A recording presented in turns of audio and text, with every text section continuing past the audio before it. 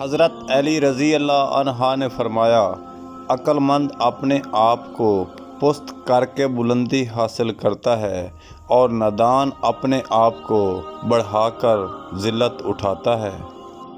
حضرت علی نے فرمایا، تین چیزیں انسان کو تباہ کرتی ہے: امیروں کی محفل، عورتوں کی صحبت، جہلوں سے بحث۔ حضرت علی نے فرمایا، جس آدمی کی زبان خراب ہو جاتی ہے اس کا نصیب بھی خراب ہو جاتا ہے۔ حضرت علی نے فرمایا، اگر محبت ان سے نہ ملے جن سے تم پیار کرتے ہو تو پھر محبت اس کو ضرور دینا جو آپ سے پیار کرتے ہیں۔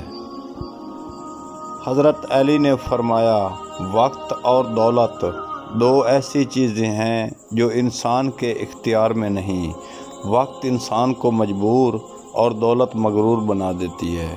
حضرت علی نے فرمایا، عقل دو طرح کی ہوتی ہے، ایک عقل طبعی اور دوسری عقل سمعی۔ انسان عقل سمعی سے کوئی فائدہ حاصل نہیں کر پاتا۔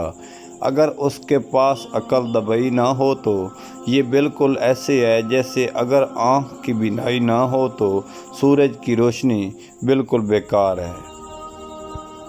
حضرت علی نے فرمایا، جب تک کوئی بات تیرے منہ میں بند ہے تب تک تم اس کے مالک ہو، اور جب تم اسے زبان سے ادا کر کے منہ سے نکال دیتے ہو تب وہ تمہاری مالک بن جاتی ہے۔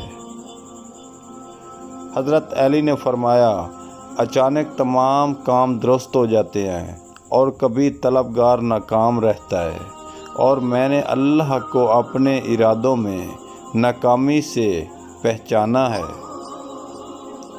حضرت علی نے فرمایا، جب کسی شخص کا علم اس کی عقل سے زیادہ ہو جاتا ہے تو وہ علم اس کے لیے وبال بن جاتا ہے۔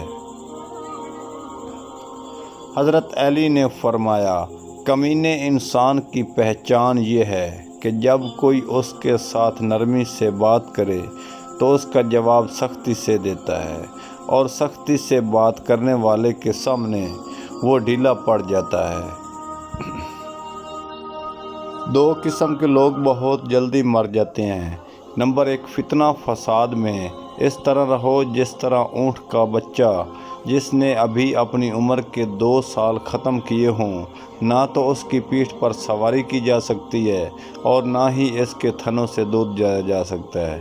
حضرت علی نے فرمایا، نمبر 2، جس نے طمع کو اپنا شعار بنایا اس نے اپنے کو سبق کیا، اور جس نے اپنی پریشان حالت کا اظہار کیا وہ ذلت پر آمادہ ہو گیا۔ حضرت علی نے فرمایا، زبان کا وزن بہت ہلکا ہوتا ہے مگر بہت کم لوگ سنبھال پاتے ہیں۔